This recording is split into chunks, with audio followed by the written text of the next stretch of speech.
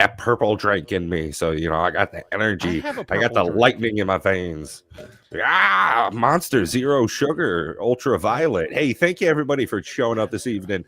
As always, we are Cardboard Odysseys, and thank you for joining us Saturday, 7 p.m. live for Cardboard Conversations. I'm Pat, and we got this awesome fella down there. Who's that guy?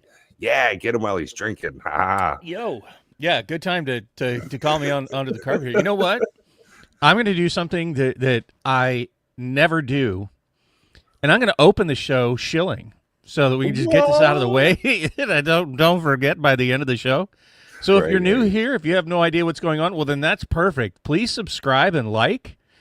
Also become a member, because at the end of the show, you're going to get an additional 30 minutes of exclusive content with the boys here. We're -1 apparently. Not exactly sure where Matthew is. He might just be sleepyhead. Who knows?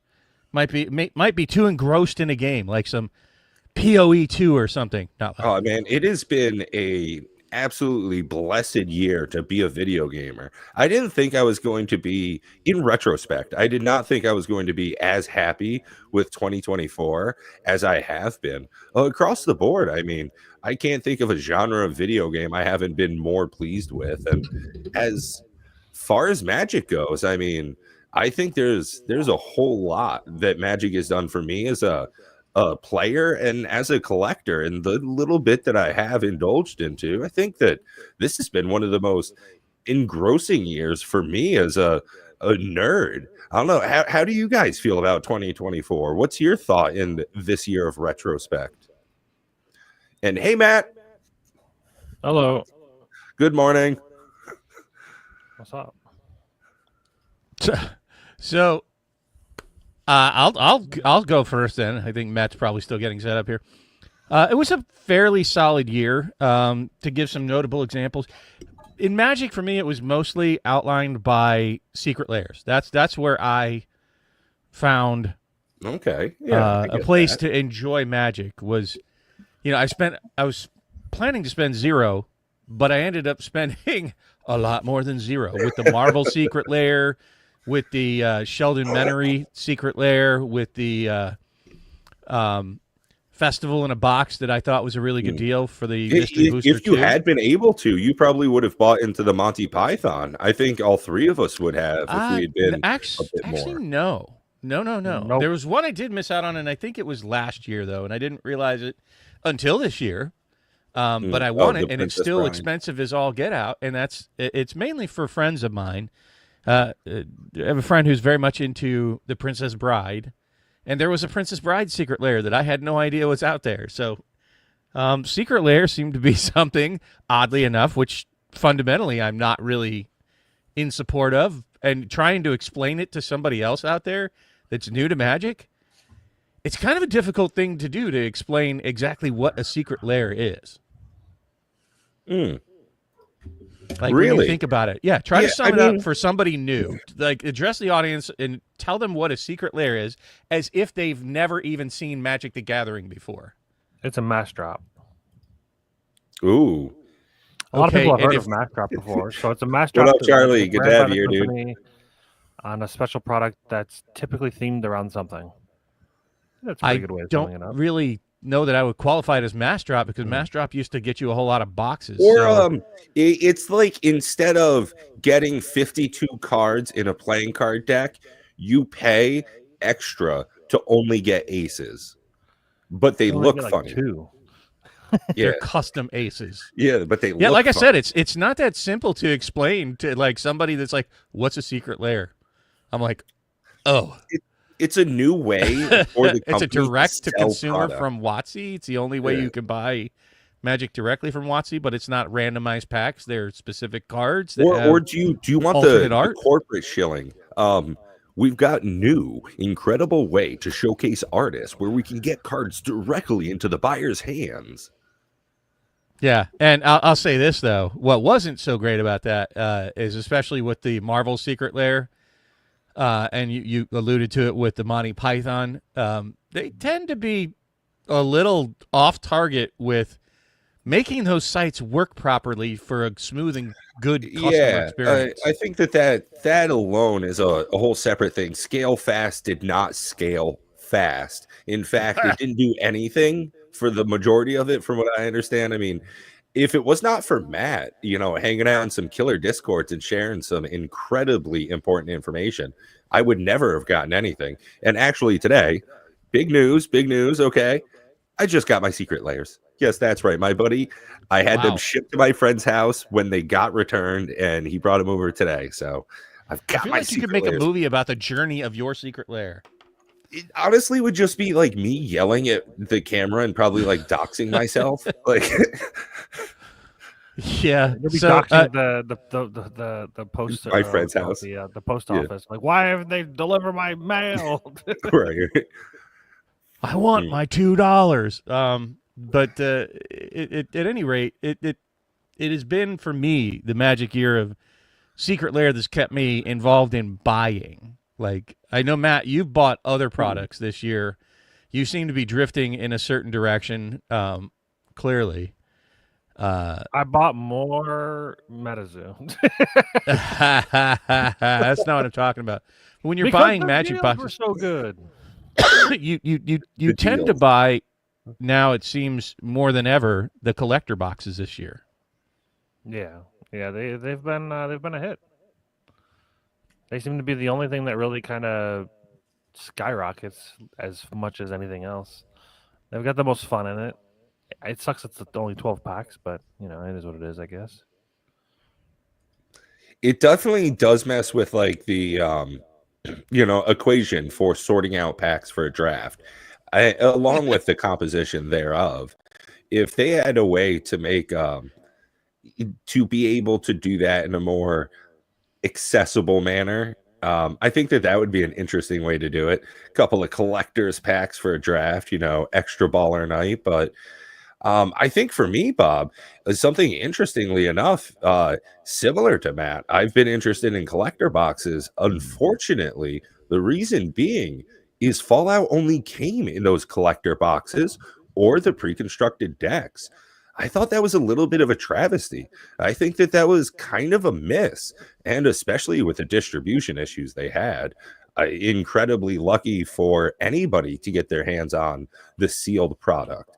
I actually got more of the Fallout collectors than my local gaming store did. And that is just insane. No, what's insane is the Foundation's collector boxes are $335. Jeez Louise. Tis the season to be fearful of missing out, it seems. Well, I mean, that's how collector boxes are. They don't get reprinted. You got to get them while they're there, and the moment it's the only thing that they can't. Well, I guess they could, but it's the only thing that they said they wouldn't do is reprint collector boxes. So it's a fairly safe bet to buy pretty much any collector box that comes out. Did they even on it for a few years? Did they ever say that though? Yeah, they have. They've said that collector boxes will not be reprinted. I think that mainly came in when serialized cards was there. Which makes sense. The logistics of it are incredibly difficult. I don't know how they'd really parse that out with serialized cards, but I'm fairly certain there was they've said that they don't do reprints on collector boxes. I mean, they haven't done them, but everybody seems to be on board with saying that they don't do it. So I don't know. I guess I'm assuming, but it's probably right. Huh. No, that would be an interesting event. As far as Magic is concerned, it's one of the first years in many years that I actually went to multiple events for the year. So I did Bloomborough pre-release. I did Duskmorn pre-release. I did I think I did one more. I did 3 of them. Oh, Foundations. 3 banger sets, and the buddies and I went up to our local gaming store and had some fun doing some pre-release stuff. So that was cool. I think the only Magic the Gathering events I attended were with you guys. I mean, really, that was my big Magic the Gathering play of the entire year. A friend of mine come over and we play Magic together from time to time, and it's been months since we've got to turn any cards. So it's definitely been a slow year as far as my Magic the Gathering play experience, but probably ramped it up a little bit more than I have in past years as far as buying products, but to me, there's been a better selection to choose from. The Warhammer product line I thought was very good. The precons were incredibly thematic, fairly priced, Yeah, and good solid power. Well, I'm grateful you came out to visit us. That was probably my Magic highlight of the year for sure. So I hope you all out there are doing the same thing, whether it's Magic or anything really, any hobby that you're into, that you have some friends that you can visit and get together with. Really, that's what makes any hobby very interesting, is the people that are in it, not necessarily doing it solo, whether it's putting together model ships or riding a Harley or playing Magic the Gathering, getting together with friends and like-minded people. That's where the real value is in our hobbies and the things that we do outside of work. Yeah, there was we had a troll. I guess it's a troll. I don't even know if it's a troll. This is less of a troll and more Yay, of we like made it. We have trolls. Well, this was this past Sunday. The dude said some like really like hateful shit, and I was kind of thinking, I'm like, so there's an individual out there that is scrolling through YouTube, sees these people laughing, having a great time, and is just like, I want to bash those people into the ground. I was like, wow, that's really bizarre to me. But there's some people that just like to light a match, toss it on it, and watch it burn. That's Well, I I just mean, banned, you I know, just banned him and moved. I there's- just banned him and moved on. That's whatever. smart move. Yep. Just Yeah. don't give them the time of day, Yeah, And I was like, well, that's real sad. And I just banned him. I just moved on later. unfortunately, that's a small slice of the internet population that just want to get online and just, crap on people, that they get Yeah. a jolly out of it, especially Well, live. You know? have it in video games. They call them griefers. Yeah. That the only purpose they have on there is to make somebody so upset, have such a bad day, that they quit and cancel their account. And that's the purpose of them even gaming. And you don't really have that too much in Magic the Gathering in person, though you do from time to time. They call them pub stompers that bring decks that are out of whack with what everybody's agreed to play. And it's just like, the asshole that steals money at Monopoly or moves his piece a little bit when nobody's looking. And you're just going to find that with people out there. There are people that just, you're a mean one, Mr. Grinch. I built Storm, by the way. I built the Storm deck. But I didn't want to build I have a reputation, for building, very powerful decks. And I'm like, Storm is just kind of too easy. Like, extra turns. Take extra turns. You're like, okay, well, let's just play solitaire for the next 15 minutes, and I've got, it'll all be me. For you guys have to wait, and that's like too easy for me. Like I'm like that, whatever. That kind of built itself in that way. So then I was like, how do I build this deck in a way where it's still powerful, but also potentially fun? And I landed on Dragon's Approach. Oh, Do you guys know what that is? You can have any number of them in your deck, or is it 7? Is it that weird? Any number of them. It's a Yeah, sorcery. it has like a very mild From ability. Strixhaven. Is it from Strixhaven? I don't know. There's a future site version of it. I don't know why. Maybe it was in some other site or some other. Well, site, I'm pretty sure it was in Strixhaven because I think I opened up. I did a video, and it actually, funny enough, still has some cards that are very much worth it. Card though. There's Dragon's Roost, which you can approach. make. It's an enchant where you get to make dragons. Yeah, Strixhaven School of Mages, the list, and Mystery Booster 2. Okay. Yeah. So Because for 2 and a red at sorcery speed, it does 3 damage to each opponent. You may exile it and 4 cards with the same name from your graveyard. If you do, search for a dragon card, put it on the battlefield, shuffle. A deck can have any number of these. What were those packs that they used to sell? They discontinued the SKUs that had all like 2 colors in it. It had red and blue. Oh, theme boosters. Theme boosters, right? I did a video on theme boosters showing, and I got like 20 of those Dragon's Approach out of like 7 theme boosters. Okay. The white ones, I want to say, from like that time period.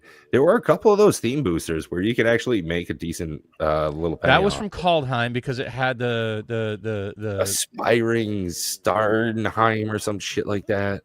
well, there's I don't think that's a card, but you're kind of close there. There's the Yeah, the aspirant, which Oh yeah. is the one that makes angels cheaper, but it's the Valkyrie, the youthful Valkyrie that was in there that was like a $7 card because it's the only place you could get that uncommon. But no, the Strixhaven one, I got I bought like 7 or 8 or 9 of those red and blue theme boosters because there's like all these uncommons and commons out of those two. Like Stormkiln Artist, that's another one that just popped off a minute ago. That's like a $2 or $3 card. There was the red and blue one. What was the red and blue one that was like in every modern deck that they banned? Expressive Iteration. Yeah, that's the one. And I got like 7 or 8 of those. Yeah, I remember like that. the theme. I did the theme. It was like, holy crap, that really kind of paid off. It's like $7 a pack, and I got like $12 a pack value out of each of them. And I was like, okay, well that worked out. You can watch the video. I made a let's go Dragon's back Approach sometime. deck. What's that? So yeah, I made a Dragon's Approach deck. It's not Nice. great. It was fun because I'm just like, I mean, okay. So like the problem with the deck is that like, okay, so you have 35 to 37 lands, right? You've got to run about 32 Dragon's Approaches. Doesn't leave a lot of room to really do much of anything else but play Dragon's Approach every turn. Yeah, right. Yeah. Are you doing the Like, Thrumming Stone with that then? Yeah. There are a couple cool cards that you can run that you normally wouldn't run because they don't like deal with multiple cards. What does a Thrumming Bird do? Is that the same effect as No, a Thrumming Stone? Bird just like proliferates when you hit or something like that. Oh. But yeah, there's a couple cards. There's the Pyromancer's Ascension, which is a card that I remember back when I played it in Standard, where it's like whenever you cast an instant sorcery, if it matches the same name of something in your graveyard, you get a quest counter on it. And when you have 2 or more, you double. You can copy the spell every instant sorcery you cast after that. So that's pretty good. Once you get that on the field, you can do some pretty cool stuff. Another card called Locket of Yesterdays. It's a 1-mana artifact. The spells you cast cost 1 less to play for each card with the same name as that spell in your graveyard. So eventually, the Dragon's Approach will just be 1 red, like that new card called Bolt Wave.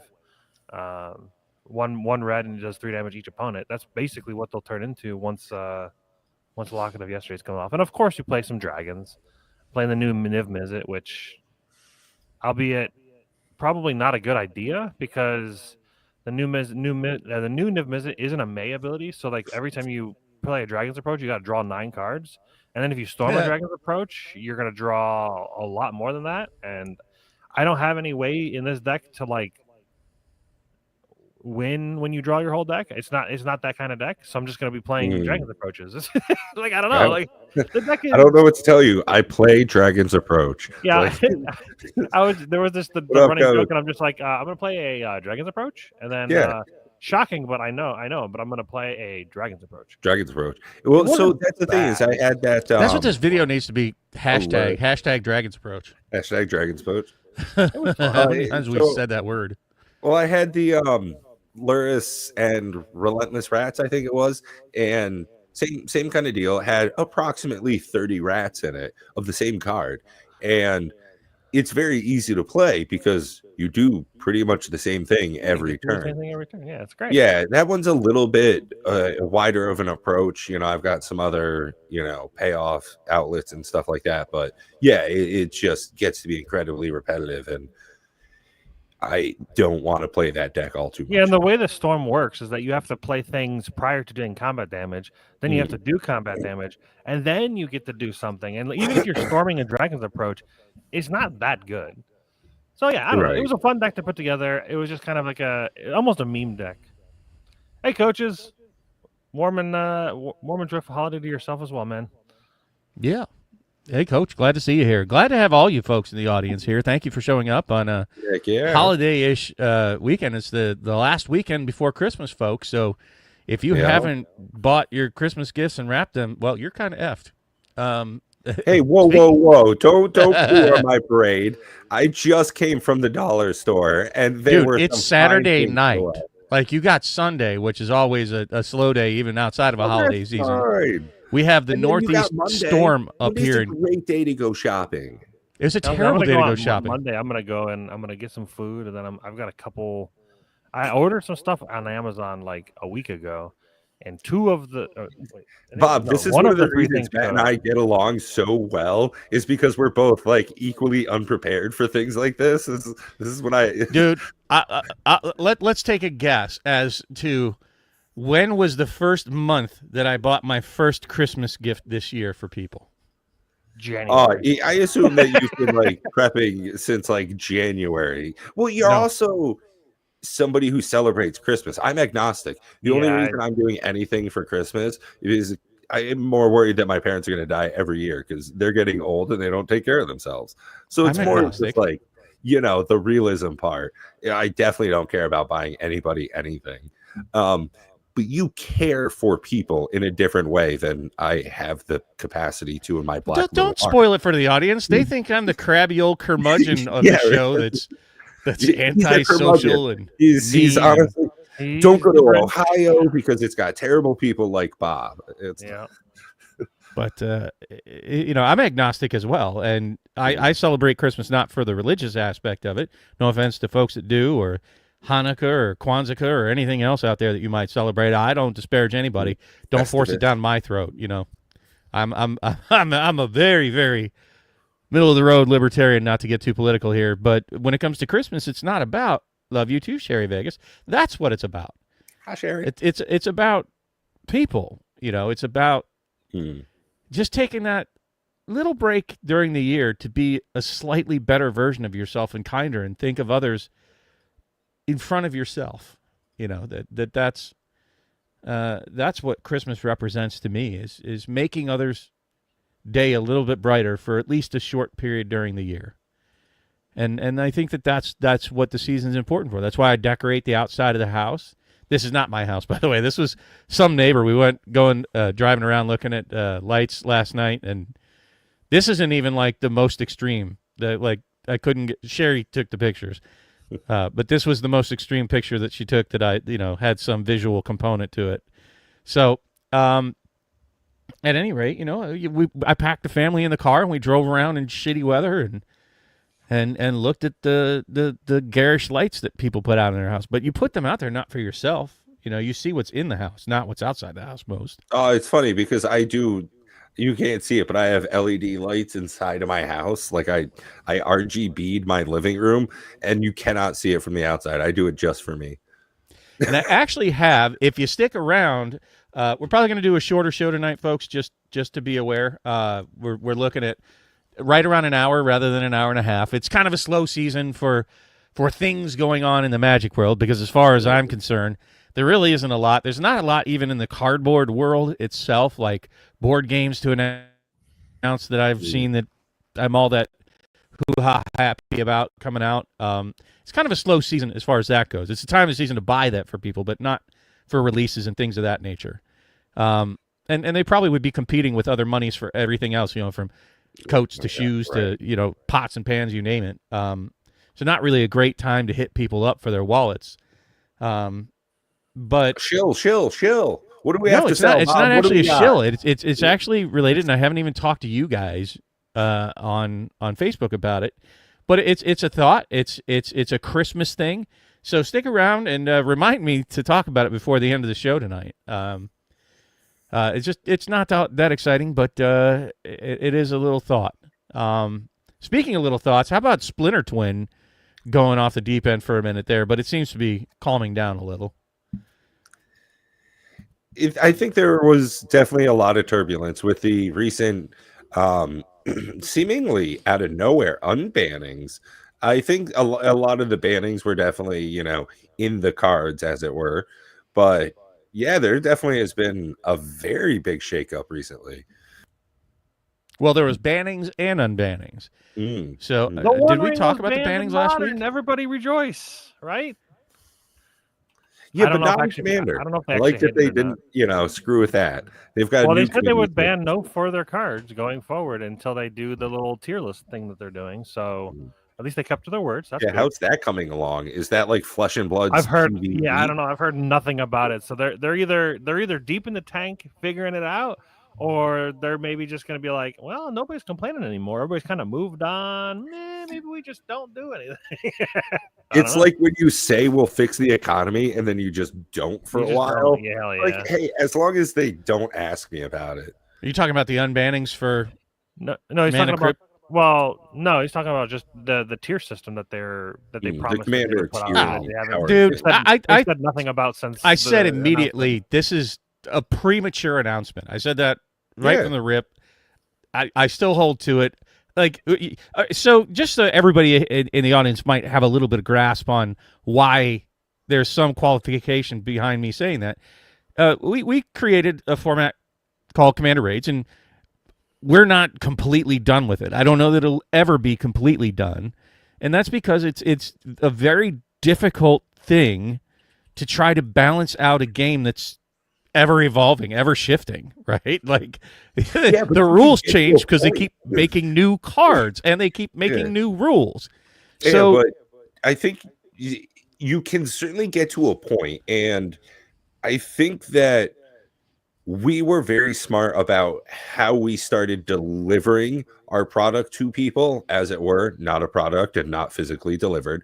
But we were smart enough to say, hey, things aren't ready. We can't make this incredibly public. But now, as you can see, as we just put in chat, to learn how to play Commander Raids, like, if Wizards of the Coast had just bided their time and actually had something to show besides the idea of, we want to make like 3 or 4 levels for people's decks. That's not that's something you say in a whiteboard meeting. right, you don't announce it on your channel to the public that is right. hyper focused at that moment because of the anger surrounding the bannings and the taking over of the It seemed incredibly the premature. committee. And I mean, I spend hundreds of dollars in early access video games every single year. And flip side of this, you have something like PoE comes out into early access, is a finished product. Realistically, It's like, not yeah, finished. there's a lot No of way. tweaking still to do, some little bit of this, some little bit of that. But realistically, it's a finished product. There was a lot of, hey, this is what we want to do with it, but not saying this is it. Well, no, I there's think that was one of the three big more acts products. of the campaign still. Yeah, well, what I he means think is that for $30, people would be more than happy with what they have. here's there. the more difference. complete than most early access games, sure, but it is not a finished game. The end game. No, it's not. It's not finished. And agreed, it is early access. But to pull that back into the perspective of them announcing the tier system, they clearly didn't do any kind of play testing. They didn't put it through its paces. You know, PoE or Commander Raids or any of these other things that are released in a more proper fashion. Like, we didn't go public with ours until we had played through 100 or so iterations of it through different levels and lots of different running it through, and it's still not done. But before we said, hey, we're going to reveal this product to the rest of the world, and here you go, it was tested. It was it was put through its workshop. It paces. was, brought in front of other people. I mean, we had Gavin Duggan, one of the creators of Commander, help us with some of the design aspects of it. And I mean, that's the type of depth and breadth that is needed for even an ancillary opt-in type of product line. Whereas these are the people that make the freaking cards, and they're the creators, the now flag bearers of Commander. And for them to so flippantly say, this is our thought on it, this is going to solve all the problems, and then just hush, blackout, no media for they should have just said, they should have just said, we're looking into a tier system to try to help with some of this. We'll release more information as it becomes available when we have more testing on it, right? Like, that would have been a far better approach, and it would have kept people guessing, oh, what is this tier system going to be? What is it going to look like? And maybe people even tossing, helpful hints of what they think a tier system should be, because you hear about all these people out there, and I'm sure some of the folks in the audience have some thoughts on that their own. Like, people have suggested point systems. People have suggested other type of tier rankings or more tiers or just all kinds of different. More sense. What's that? Yeah. I think the point system makes more sense to me. First off, I think the four levels is just far too few. Like, it's too crazy of a format to say, oh, well, 4 of them will cover it all. I think that's too limiting. But whatever. I don't care what it is. It's definitely still possible to change Sure, but they were like, really we're going to deliver it by MagicCon, we'll have the rule set. They gave some hard things about it, and it's like, time out. Don't get specific until you're ready to release specifics, because once you start releasing specifics, people are now going to hold your feet to the floor. Right. Don't declare deliverables if you've got nothing to deliver. What's funny is, going into this, my thought was there are 10 levels to a commander power deck, to a commander deck in power levels now. Nobody really says that they have anything less than a 5, right? 5 is our pre-con, and then it's 7 is what everybody says. And then realistically, Matt's got 8s, 9s, and 10s that he also calls 7s. But aside from that, I think that it is so small of a categorization for power levels for players' decks. I think it's just ridiculous. And as you guys hinted on, I'm also a big fan of the pointing systems for cards. I think that is a reasonably tidy way to do this, and every pod could set their own levels of power that they want to play with. And I think that's a very fine-toothed way to deal with this problem. I have a problem with that, though. I have a problem with the point system, and that's because at some point, like the Shivan Dragon was, if you could get 1 through 10 points for a card, it was a 7, right? And now it would barely rank as a 1, right? Because you're going to have to constantly adjust it's going to be a nightmare. You're going to constantly have to shift the power levels of the cards with their point values, right? Like they would have. I'm fine with it so long as. Don't they? It's what's that? Simple. Pretty sure Canadian Highlander does this point system already. Like it's been in the works. It's been functioning no problem for I don't know how long. I don't know if it's good. I don't know. Maybe there's flaws. All I'm saying is that if they're going to go to that point system, they're going to have to commit to somebody. Now there has to be a permanent role of constantly adjusting point values. A couple people. Yeah, the commander. I mean, they have a committee or whatever the hell they're calling themselves now. What are they called? God, what's the new system called? I don't know, and I don't really care. I mean, look.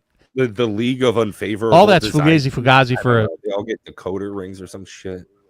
For a game that has a rule 0 and we can just say whatever the hell we want anyways, we have the cards. Well, that's the thing is I was mulling this over in my head. I was on the way home from work the other day, and Attack on Cardboard, guests that we had on the show. I really do enjoy their content. Incredibly deep rules lawyering, and that's actually why he's on the committee that Matt's looking up the dumb name for. And they just changed how combat works, like the way that combat damage is going to be assigned. I don't like the change. And my thought on it is, if I don't tell the friends in my pod, they'll never know. We could just not do it. We could all just not unlearn something that we've played in this manner for the last 20 years. Now that there's this like dynamic change in how you assign blockers and damage, we could just not do that. I've played out the rules in practice, and it really didn't change anything, to be completely honest. Like, I don't know, it just makes the attacker have a little bit more power. It's whatever. We still it can make the defender lose their combat tricks. Yeah. I don't ever have combat tricks, so I guess for me it's a kind of whatever. Okay, so for you, but there are people out there there are people that enjoy combat tricks, right? And and it just kind of took away that aspect of play. Yeah, I don't agree with it. I think it's a weird change. Like, I don't know. But at any rate, I don't want to go down that rabbit hole. To Pat's point, and to what we were talking about, really, is that Commander is a non-tournament format. People say there are Commander tournaments. There aren't. There are no sanctioned Commander tournaments, period. I mean, not by WotC, but there are plenty of CDH tournaments. Okay, fine. But they're not WotC tournaments. They're somebody else's tournaments. Why does that matter? Well, because of the whole issue about sanctioned tournaments. Then do you think that if they come up with this tiering system that there will be sanctioned tournaments? No. Yeah, I don't know if they'll really care. Like, I think they first off, I said this before. You can't have. I don't think you'll ever be able to have sanctioned tournaments for WotC without really big problems For with Commander in collusion. specific. Collusion and proxies, those are the biggest things. I don't think proxies are going to be that big of a problem, but collusion is certainly a problem. It's something that they couldn't regulate, and it would be insanely difficult to prove. And it's something that people would just go, well, if they allow me to do it, fuck it. Yeah, I'd be curious to know how much collusion happens in the CDH tournaments that because I watch a podcast called Play the Win, and they go over like tournament CDH tournament results and stuff like that. And I'd be curious to know. There's no way like, they would ever figure it out. Collusion. Well, people aren't going to go, yeah, I colluded with these guys. Well, I mean, specifically with the CEDH crowd, I mean, if there's nothing in the rules that say you can't do it, they would be like the most likely to do it. Yeah, because it's like, well, we're on a team of 8. We all, got together online. If they all can secure top 8, in a more reliable fashion. It's nothing's like, no matter how much you collude, that might not matter depending on how pods are put together. But I know there's already collusion in the whole like drawing to top 8. I hate that. They need to remove that ruling. I can't stand it. It sounds so stupid. Like, oh yeah, we intentionally draw. We're just gonna get guaranteed in the top 8. No, fucking earn your win. Like, play the game. I hate intentional drawing. They need to remove that from the entire system. I don't know. It would be super difficult. Maybe just remove points for drawing. And that's why Fortnite is so smart, because there can only be one winner. See? Yeah. Well, yeah. Well, I was looking at the prices for Jeweled Lotus, Dockside, and Mana Crypt, and after the 16th, there is a massive plummet in Jeweled Lotus. I guess a bunch of people were just hoping that it was going to get unbanned or something. But like, I've been saying that since the beginning. $70 to it's under 30 now. Yeah. Oh damn! I said that from the beginning. That do not hope on these cards getting unbanned, and that shows you. It shows you the power of speculation. It's not a natural. It's not a natural. It's not a natural progression. It's not a natural. Would you say it's of the card because it's desirable? Growth? It is unnatural growth, but it's also an unnatural drop too, because it's precipitous from speculation. There was no way of people holding onto the card to go, oh well, it's all because of speculation. So it's a lesson in Magic itself, in cards, and financial value out of these things, including your Lord of the Rings collector box. It's just that way because people are speculating on it. Because if you look at the cards and the chances of getting value back out of those boxes, I've seen so many of those people open those boxes and get like $100 worth of value out of them. There's no reason it should be $1,200 to $1,500. For which one? The Lord of the Rings Holiday Collector's Edition box. It's a little sad they went down to $1,200, but it is what it is. They like shouldn't be more than $200 or $300, depending on what they are. Where you look. They shouldn't be more than $200 or $300. I think anything over 6 is absolutely bonkers down. I mean, same thing with like Fallout. If there was actual distribution of these products, though, I think that's really what it is Wizards of the Coast is finally dialing it in with creating this artificial scarcity, a la New Foundation's collector box. I think that they're doing very well with that. I'm not happy with my exposure to the products. I wish in many instances I had more, but I think they're doing really well keeping people wanting. And as I'm looking right now at the 2025 release schedule, there are going to be some products I expect to be very expensive later on this next calendar year. I don't want to get into the tinfoil hat too early, but man, there are some pretty clear winners in the upcoming race. Have you guys looked into Aether Drift at all? You mean the Kaladesh, not Kaladesh set? Kaladesh. Go ahead, dox me for that. No, it's fine. It doesn't offend us. That's the thing. It's only if you speak like a certain dialect of Indian, which I don't. Statistically, well, and you have to be looking into it. It's like somebody is like a person of color here in the United States walking in on a conversation where you just said the word black, and they go, "What? Right. What'd you say?" Yeah, I just bought a new car. It's jet black. Yeah, right. Like nobody like you have to look to get offended by these things. They've stated why they called the set Kaladesh. Do you know why that was? It Nope. means like future and like invention or tomorrow or something. Future world.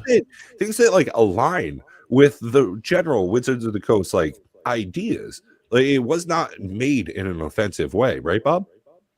Yeah, it was meant to be Tomorrow World, essentially, like Disneyland. Tomorrow World. Here's the inventions of tomorrow. Which totally tracked And with that's like the themes and ideas of the set itself. so if down the road you want to be offended by the word Kaladesh, that's totally on you, and they shouldn't be bending around to that saying, look, no, we're not going to cave to that, because now it'll look like, whoops, we fucked up. They didn't. They said the right things. They made it the right name. Yeah. And to back into it like a dildo, it's like that's just it just makes people. It's the guilty conscience sort of effect. Right. Look, Yeah. I didn't say it in an offensive way. If you want to take it that way, that's your problem. Yeah. And it's that white guilt thing people are doing nowadays. Oh God, it's just awful. Like, hey, man, I'll be honest. I just can't wait for them to change the name of Tarkir. I always thought it was dumb as shit, so I can't wait for somebody to say it's racist of Vikings. Well, and anyways, I don't want to go too far down that rabbit hole, but it strikes a bad nerve with me. Like, what if my daughter's name suddenly became offensive to some class of people? What's she supposed to run out and get her name changed? Get the fuck out of here. There are a couple people with some very offensive people whose name is Nevea, heaven spelled backwards. That shit's offensive to me. Get the fuck out of here. Well, I mean, there is a guy at work that his name is Dick Shit. Yeah, Dikshit. Not kidding. That's phenomenal. No, he's not from the United States, but right. Okay, you know what? But he shouldn't have to change his name because it might be something giggle worthy over here. It's a name his parents gave him, I'm sure, for a reason, and that would be more offensive to have him have to change his name than for me to have to mature up and stop giggling at it in a meeting when I see his name. Speaking of giggling at things we're seeing, Aether Drift, to finish up the response to your question, Matt, I have only been paying attention to it, honestly, as far as lore goes, which is a really weird thing for me to say about Magic the Gathering, that it's like my interest is lore driven as far as what Aether Drift is to offer. I've always been interested in like fantasy space travel for some reason, like Spelljammer stuff in D&D, and what Aether Drift is doing is like some weird space travel-y stuff. So I don't know. I think thematically it's going to be very odd. I don't think it's going to drive any nostalgia factor for me. I think it'll be very similar to New Capenna or even Kaladesh of Ishkar. Why? What do you think, Matt? I don't know. I just think that the set doesn't. What up, Time Capsule? It doesn't feel like it does anything for me. Well, first off, it alludes to vehicles, and most people are just not. Oh yeah, it's all about like motorcycle racing or something. Yeah, people just generally don't like vehicles, right? Having to crew vehicles just feels like extra steps. You know what I mean? And it's kind of like the party mechanic from D&D, which was such a wet fart. Yeah, really. When you have to take these extra steps, you take out one step in that chain, and then you're just sitting there looking at a vehicle that's not doing a damn thing. What's kind of, I'm just realizing this now, Aether Drift comes out on Valentine's Day. Interesting. Yeah, I think the first one is the remastered set, right? The Innistrad remastered. Yes, yeah, that's actually not on this list for some reason, even though this is from MTG Rocks, who is usually a very helpful site. But which yeah, I'm also just very meh about. Yeah, I don't know if I could care much. Honestly, I'm not excited to anything until Final Fantasy hits. Like maybe they'll come up with a secret layer between now and then. But fancy poo. Yeah, it's pink poo, and that's so you're not frothing at the lips for Tarkir's Dragonstorm. I didn't even know that was going to be a set. If I had to name these sets, I didn't even know we were going back to Tarkir. I like Tarkir. So I think it's like a new version of Tarkir. Magic historian, as wasted as he gets in his live streams, really knows his Magic the Gathering stuff. And he did like a deep dive on a bunch of sets. And Tarkir, apparently, when we go back to it, will be after the resolution of the large plane-wide battle between dragons and the human. What up, Dual Brain? So I think that the evolution of some of the story in Magic the Gathering, it's actually been kind of interesting in the last 2 or 3 years and going forward, how we're seeing an evolution in the base lore of Magic. All the stuff that happened with the Planeswalkers, I think this is an interesting progression. I don't care about it. Like the specifics being Tarkir, the dragons, and all that stuff, never fancied that. But what they're doing with it is kind of an interesting move. Meh. Again, I'm sticking to my initial assessment that I'm not really all that interested until Final Fantasy comes out. Wait, and I think, same thing.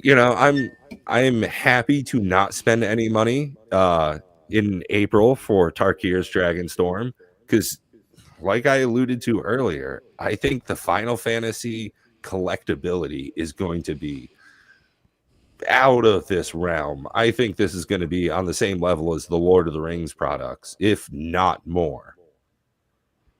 Ooh, I wonder if they're going to print more to compensate, or if they're just going to let it ride. What's with the Edge of Eternities? What the hell is that? That was one of the unreleased sets that they released the name for, I guess. Yeah, not too much information about it. I think this is supposed to be a space themed set. As you can see with the symbol with the O in of Eternities, it's similar to a planet with an accretion disk. So they're space opera. What the F is space opera? Imagine Buck Rogers, Firefly, that kind of thing, but way less cool because it's magic. So it's gonna be like that dog. Not Trigun. What was the? There's an anime or a cartoon, whatever you want to call it. I don't know if it's Japanese anime. I call everything it's an anime. What was that one? Not Trigun. Cowboy Bebop. Cowboy Bebop. I think that's a space opera. I'm pretty sure. Yeah, for sure. But what makes it an opera versus just a sci-fi? I don't know why it's called a space opera. There's probably somebody that knows that. It's because it's sadder. So Edge of Eternities, so on the Wizard of the Coast, it says Edge of Eternities, find magic among the stars. It's got Urza. I'm fairly certain that's Urza with like his metalness. It says blast off into Magic's space fantasy set, chart a course through the Sathera system to explore distant planets, wield dazzling magic, and wage war with alien factions. Aliens. Ooh. Yeah. One of the things I forgot which set it is. I don't think it's Aether Drift. One of the sets apparently we're visiting the planet where Eldrazi are from, like the source of Eldrazi. I don't know. That's what you want to do. You want to poke aliens. You want to wake those fuckers up. Like yeah. that's a bad idea. Sometimes explorers, they just get too explorative. Operas are big stories. I mean, it's like a big sci-fi story. Yeah, but what's the difference between that and like they don't call The Expanse a space opera? It's just an awesome sci-fi fantasy. That's like right on the line too, especially because you got, and I love using this word, a dick as the main character. He's a private detective. Give me that one. So space opera is a subgenre of science fiction that emphasizes space warfare with the use of melodramatic, risk-taking adventures, relationships, and chivalric romance. Set mainly entirely in outer space. It features technological and social advancements or lack thereof in faster than light travel future. So that's just it's Star Wars. Sci-fi. So Star Wars is a space opera. The old ones, yeah. The new ones are just the term does not refer to opera music, but instead originally referred to the melodrama scope and formulaic stories of opera, such as horse opera in 1930. It's a Western film of some sort, apparently. And a soap opera is a melodramatic domestic drama. Rider on a pale horse. Sure. Where do you draw the line with melodramatic? I don't know. So I'm just saying, like, what makes Star Wars a space opera versus, like I said, The It's in Expanse space, brother. Battlestar Galactica. I got nothing. Either way, what this really tells me is that if there was a Firefly crossover set, that I'd lose my shit. Oh Dude, yeah. I'd be more about like Aliens Yeah. crossover, or like like I'd be fine with just like some Commander decks with aliens. That'd be dope. And then we are getting closer to the end of the year, judging by this graph. They don't give us timeline, but I'm thinking Q3 for Marvel. They give dates on it. Well, I mean, not at the end of it. They're all to be announced, but we know it's after. What's that? August. Yeah, we got 8/1/25 for Edge of Eternities. Yeah, So that's probably like either September, November release. I could see this being, And then Blue, Black. Yeah, right. Oob. Some They just need to put a B in front of that. It needs to be Black, Blue, Black. The boob. That's what's kind of wild to me. Just make it a total anime set. I'm here for it. A waifu anime set that's codename BUUB. Just Isn't that all Pantheon? buxom babes. Or, So I don't know how big of Dragon Ball fans you are. Anybody? Dragon Ball Z? No. I used to when I was like 13. I love that shit. So there was a pink guy. His name was Boo. There was like a whole Majin arc Buu. where he was the bad guy. Majin was like his creator, and Majin Buu was the pink guy. When they finally Boo? defeat him, he gets reincarnated, and the reincarnated kid's name is Oob, which is Boo backwards. Oh. Also, it means universes beyond. What the fuck else are they going to try and sell us? If it's Firefly, I'm shitting my drawers and I'm spending way too much. It's not going to be Firefly. Why do you keep saying this? They're not going to get Firefly. I know, but you got to hope and dream. Or Mortal Kombat. You know how incredible a Mortal Kombat crossover would be? How do you know it's universes beyond? Does it say? That's what UUB means. Also, it's a pretty good guess considering more than 50% of the stuff coming out next year is Universes Beyond. So, No, it's a pretty good guess. that's Magic's internal. We ought to have a code. pool, right? What they We ought to use. have a pool and give the winner something. Start guessing now. Guessing what? Like what the set's What gonna be? what the IP is for the Universes Beyond. Well, considering one's already Marvel, I highly doubt they'd be Universes back-to-back Beyond. Marvel. Unnamed Universes Beyond. Yeah. Oob. It's oob. It's Final Fantasy Marvel. It's gonna be Gonna be SpongeBob. No. Well, speaking of fucking SpongeBob Secret Lair, I don't even know when that's coming out, but you know they that's don't have gonna the Secret be, Lair schedule out. It's so ridiculous that I'm so buying it. well, that's the thing. Yes, it's just funny at this point how all of the jokes from 2 or 3 years ago about like my SpongeBob blocks your Gandalf and uses Captain America's shield and he throws it at you and the Hulk blocks it and now Storm shoots lightning and you lose. That shit's coming true. Like that's the world we're playing in nowadays if you want to partake in it with Transformers. And it's just getting more off the rails. And I kind of love the insanity of this because they keep coming out with like real cards too. It'll be the follow up for Arcane. Yeah, right. It's going to be more expensive than ever, just like season 2 of Arcane. Time Castle thinks they're going to flub it anyway, so it doesn't matter what it is. Hell yeah, dual brain. Yeah, you'll be a fool if you don't buy it. Like I'm just telling you right now. There is a very large SpongeBob fanatic crowd out there, and they are now starting to come into money. Oh, for sure. Like that's my daughter's generation. She was a big SpongeBobber, and they're just now starting to, get their feet underneath them, financially speaking. They're the next ones. They're the next crypto millionaires. Those going to be the SpongeBob fans. I'm telling you. Hell yeah. I watched SpongeBob when I was young, but like, I really don't want it in my Magic the Gathering, to be completely honest. It's no worse than My Little Pony that already exists. Yeah, it's fine. Like I said, It's no worse than all I'm these not damn necessarily cat, against it. cute kitties and puppy things. I'm just not gonna go out of my way to buy it. I might buy the Secret Lair just out of speculation, like you're saying. Like, That's probably, exactly it for me, Matt. I mean, it's definitely not nostalgia; it's speculation. I'll tell you what. I mean, setting an alarm nostalgia for me has got to be much older. If it's available, it's available. When I want them to have a Charlie Brown Christmas Secret Lair. Where what's the Three Tree City? Is that what it's called? What's that big card? That's a card. That is a card. That's the big hot one, right? The Three Tree City. It's solid. People like that card. It's a good card, yeah. Yeah, that needs to be that anemic Charlie Brown Christmas tree. Oh, that's funny. Yeah. Yeah. I'm just saying. Like they need to come up with a Secret Lair with that kind of stuff. And honestly, what the fuck is Peanuts doing with their IP? They could definitely use a little bit of that money for it. Sure, they could use a little juice.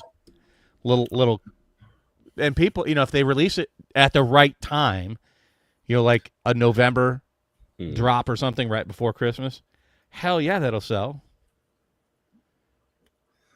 Well, I mean that's actually part of the fun for me, Coach. At this point, I don't really care about the financial value, but speculating on where it's going, what it's doing, like that's part of the fun for me, honestly.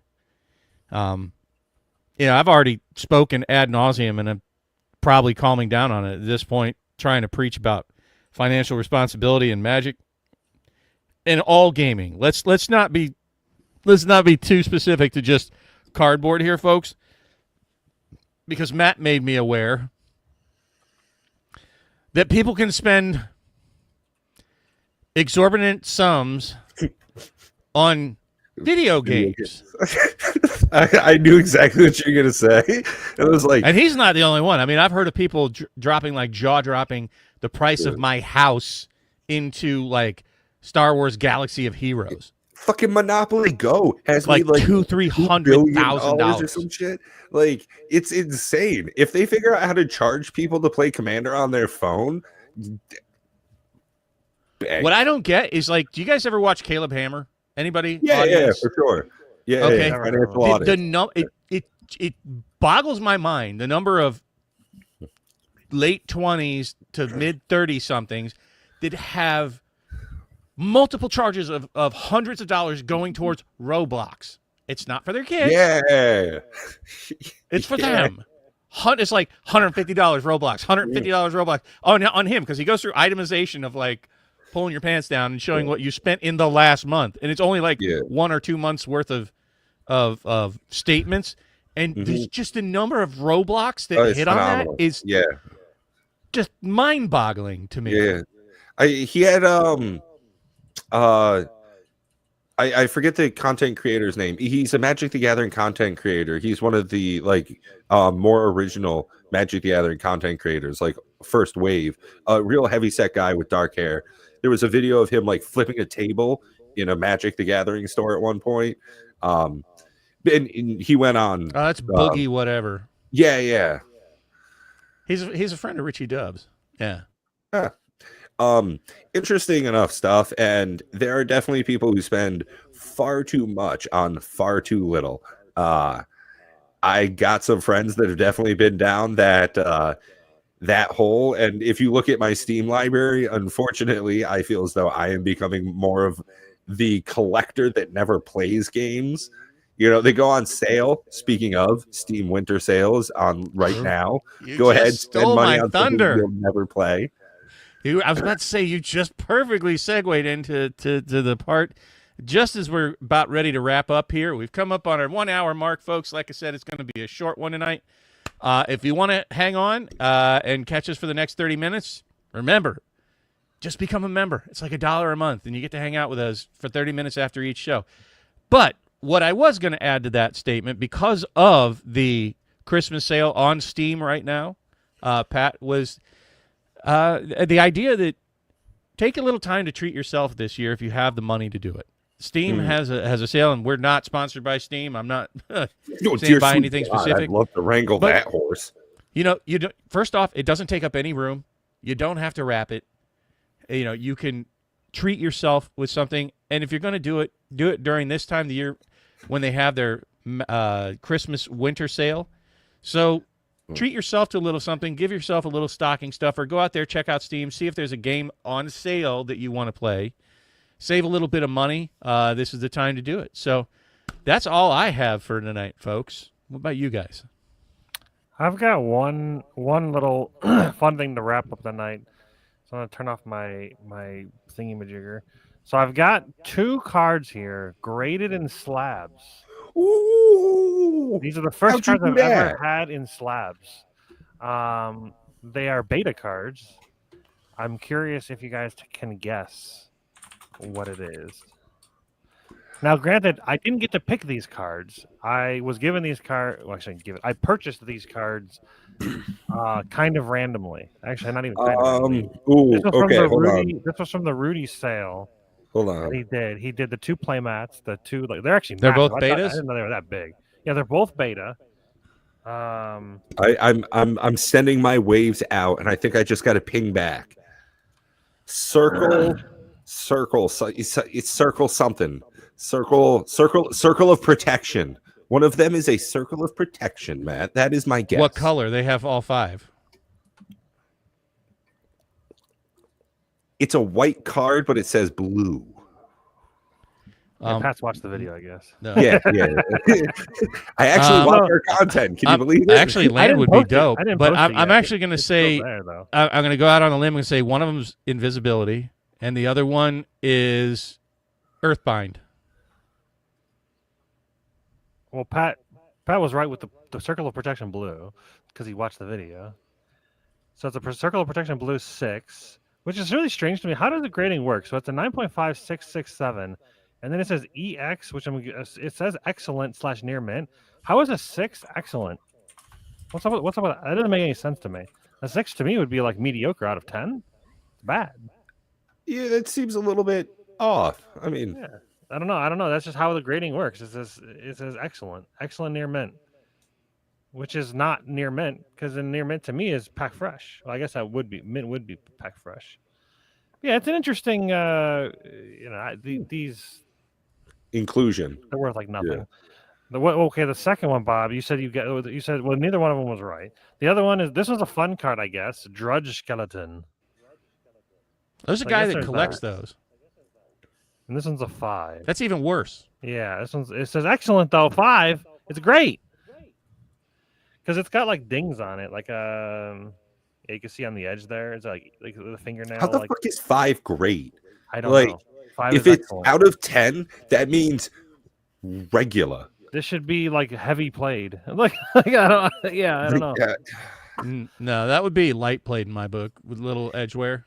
And I think this goes back to it's like fingernail, like where they like picked it up off the pavement. It's not little. I mean, it's almost like there should be a PSA about PSA and BGS and whatever this is. PGC, right? Professional grading company. Have a more fake name, Rudy. Well, I'm PGS, not PGC. Yeah, that's another thing that I'm interested about. So they're graded by PGS, which is Rudy he's like the owner of it. And the thing that's interesting about that to me is that he's trying to like come into the space of like where to compete with PSA, which has been around for many, many, many years. And what makes them? Why would people choose them over PSA, which is strange to me? Because like PSA is more known, they're more reputable. There's only one way you can do that, break into the market, and that's just undercut the shit out of the other company. Sure. That's it. Right. And at that point, you are almost assuredly sacrificing some of your hopeful reputation at that point, which is what you pay PSA for, is their reputation. Practically sterling in everything they do as far as grading cards. And if someone comes in and is like, I'll do the same thing for half the price, it's so suspicious that it would be hard to build a base. Yeah. And like in one of the videos, he mentioned about he wants, obviously, PGC or PGS to Cabby become the better grading service. and he talks about how like they're more strict on their grading. It's like, if anything, that's a Okay. worse thing for a consumer, because like And if I send my cards in and get them graded and they come back a shittier grade than PSA would give them, they're worth less money. Why would I ever wouldn't use your necessarily service? say that's true, but they have to establish a new standard, and it's just it's going to take years. And like you said, why would I go to them over somebody that's known? And well, I think Beckett just shit the bed with their antics. But I think, folks, if you want to hear more about this, you're going to have to join us in the after show, because we need to wrap this up.